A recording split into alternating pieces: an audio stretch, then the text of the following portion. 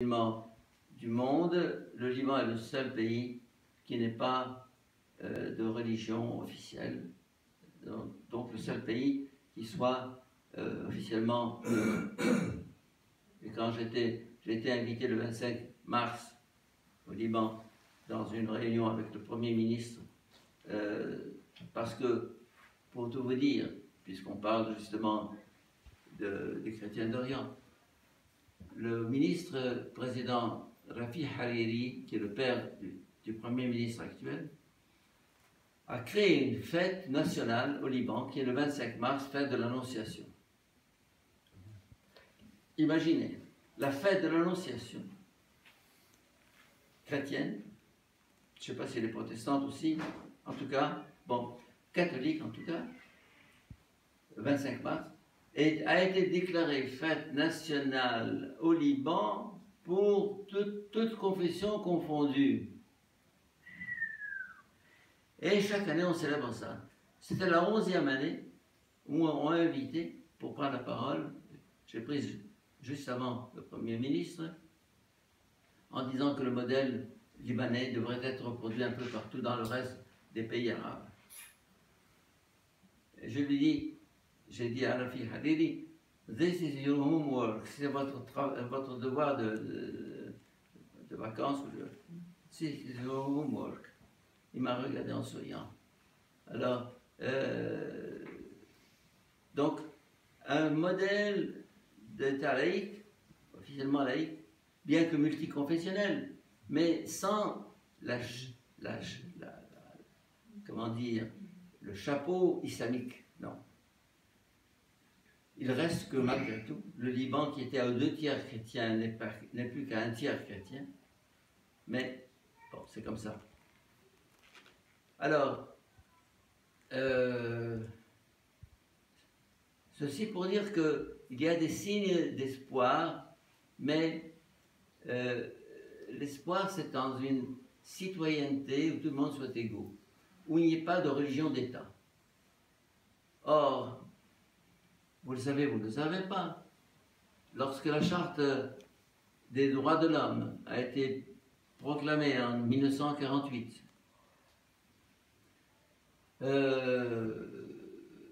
les 57 pays musulmans ont refusé d'y adhérer et ont fini par la signer avec une clause, une condition, c'est que nous acceptons cette charte dans la mesure où elle n'est pas en contradiction avec notre charia. Ça veut dire, mettez un X sur la charte internationale des droits de l'homme, puisque elle est conditionnée par la conformité ou non-conformité avec la charia, qui met par terre l'égalité, la liberté et tout le reste. Si bien que, comment parler d'une citoyenneté dans notre monde proche oriental si, au point de départ, vous n'acceptez pas une base commune? La seule base commune que je puisse connaître, c'est notre commune humanité. C'est ce que me disait un musulman en Égypte il y a quelques mois. Il me disait la seule base commune que nous puissions avoir les uns avec les autres, ce n'est ni le Coran, ni l'Évangile. C'est les droits de l'homme. Or, si on refuse cette base commune, comment construire une société égalitaire et une citoyenneté entre nous? Alors, ceci dit, comme résultat de l'infiltration des musulmans, des frères musulmans et dans la société égyptienne, nous avons régulièrement des attentats contre les chrétiens. Le tout dernier, c'était il y a 2 mois, lorsque 2 autobus de pèlerins se rendaient au monastère Saint-Samuel dans le désert occidental. Ils ont été entourés de plusieurs véhicules de terroristes qui, paraît-il, avaient l'uniforme de la police ou de l'armée, je ne sais pas. Bref, qui les ont descendus de l'autobus et leur ont demandé de jurer leur christianisme un par un. Non, non, non, tac, tac, tac, dont, je crois, ils étaient une trentaine, dont une dizaine d'enfants, qui ont eux aussi voyant même leurs aînés être tués par des terroristes, ont refusé de jurer leur foi. Le précédent, c'était le dimanche des Rameaux, où j'ai fait un article dès le lendemain,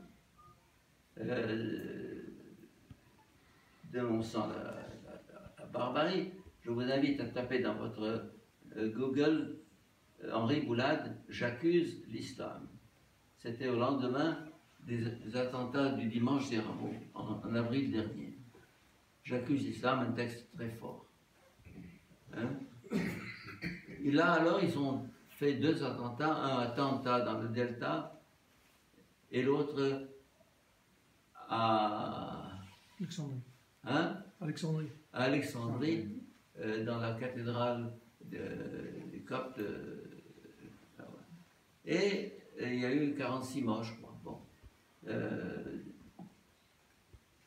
Avant ça, il y a eu les événements de la Botroseia, la grande église du Caire, qui est le siège du patriarche ou du pape Tawadros, le chef de l'église orthodoxe, où il y a eu 26 morts, je crois. Et avant ça, il y a eu alors El Arish, où on a déporté 300 familles qui vivaient chez eux, dans le Sinaï, hein, et de force déporteurs vers dans une autre zone. Et avant ça, nous avons eu alors une série d'attentats qu'il serait trop long d'énumérer, dont le plus célèbre que vous connaissez il y a 2 ans, lorsque ces 21 jeunes Libyens, ces 21 jeunes Égyptiens qui travaillaient en Libye ont été amenés sur les côtes, la plage de la Libye, et vêtus d'orange, une espèce d'uniforme orange, et auquel on a demandé un par un d'abjurer leur foi chrétienne. Non, non, non. Alors là, c'était pas avec un revolver, c'était avec un couteau. C'est une mise en scène effroyable que vous avez pu regarder, je pense, j'espère. Mais alors là, et je vois encore le dernier de ces jeunes qui avaient à peine 20 ans prononcer le nom de Jésus au moment où on lui tranchait la gorge. C'est bouleversant, car les chrétiens d'Orient sont plus attachés à leur foi qu'à leur vie. Leur foi, pour eux, c'est vital, c'est essentiel. Ils sont prêts à tout plutôt qu'à renier Jésus, qu'à renier leur foi. Alors c'est dans ce contexte d'affrontement entre chrétiens et musulmans au Moyen-Orient, entre régimes ouverts et fermés, entre la mondialisation qui a instrumentalisé l'islam pour des buts géopolitiques dont je parlais tout à l'heure, et tout un courant qui est en train de naître et qui est notre espérance, hein, qui est celui de l'alliance entre Trump, Poutine, ce bloc des V4, et qui est en train de s'élargir avec d'autres pays, face à l'Allemagne et la France et le reste de l'Europe qui résiste parce que c'est une Europe soumise à Bruxelles. Bruxelles, c'est-à-dire les pouvoirs d'argent internationaux, mondiaux, qui mènent l'Europe pour la traire, et alors et lui dicter ses volontés. Alors, on a eu le Brexit d'abord, maintenant on a cette résistance de ces 4 pays, c'est pour ça que notre sort au Proche-Orient est lié à celui de l'Europe. S'il m'arrive de parler de l'Europe ou de l'Amérique, c'est que nous sommes dans une géopolitique mondiale. On ne peut pas isoler le Proche-Orient comme si les problèmes du Proche-Orient avaient leur solution au Proche-Orient. Non, non, nous sommes le jouet de toute une politique mondiale. Et donc, ce que je vous invite à faire, c'est de comprendre ce qui se passe. C'est pas facile. C'est pas facile. Mais essayez de comprendre et de parler. parler, retrouver la parole, dénoncer par les réseaux sociaux, en diffusant l'information, en transmettant les emails que vous recevez dans ce sens-là. Dans 1 heure, ce que je viens de dire, ce que je suis en train de dire, sera diffusé par Adèle partout. Il a un système maintenant qui permet de diffuser immédiatement des choses dans le monde en 1 minute. Bravo. En d'autres termes, cet homme qui a un métier, qui a lâché son métier pour venir ici, pour prendre ces 2 vidéos hier et aujourd'hui, se sent impliqué, se sent concerné par le sort des chrétiens. Il est installé à Paris depuis 20 ans ou plus, mais il lutte pour la survie des chrétiens et leurs droits dans son pays d'origine, l'Égypte. Ainsi, Jean et d'autres ne sont pas nombreux, mais il faut se dire que on n'a plus le droit d'être spectateur d'un combat qui se fait sans nous. Non, ce monde est entre vos mains, est entre nos mains. L'Europe est entre vos mains, entre nos mains. La France est entre vos mains, entre nos mains. Ne vous laissez pas intimider, n'ayez pas peur. Cette phrase revient dans la Bible, paraît-il, 365 fois, je n'ai pas vérifié. Ça veut dire pour 365 jours, tous les matins, vous trouvez un texte, n'ayez pas peur, ne crains pas, je suis avec toi, parce que on n'est pas seul. J'ai le Seigneur avec moi. Le Seigneur. Je crois au Seigneur. Je le prie chaque jour.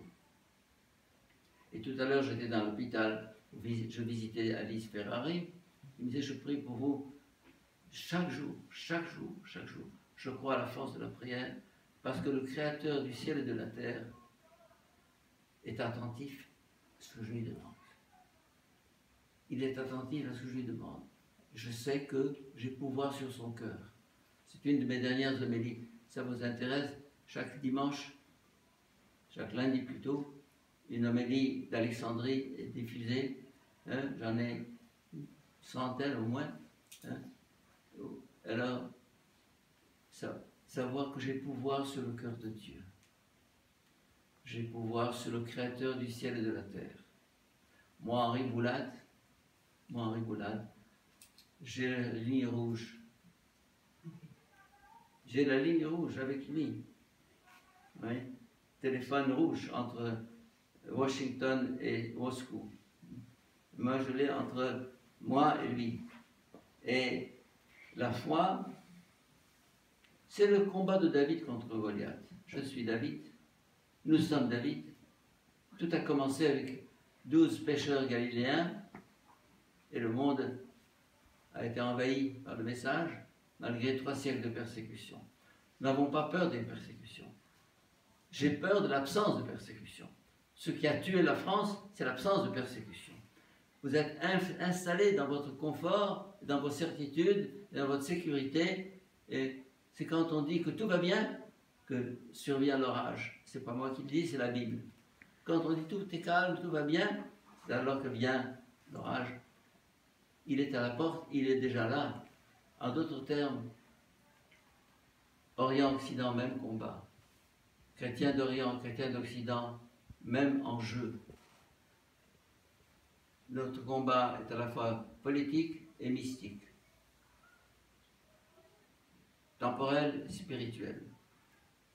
Je parle dans une église, dans un presbytère, je parle à des chrétiens. Je ne sais pas quelle est votre foi, quelles sont vos convictions, peu importe, mais je vous donne les miennes. Le combat est d'ordre moral et spirituel avant d'être quoi que ce soit. Et je termine par une phrase de Napoléon.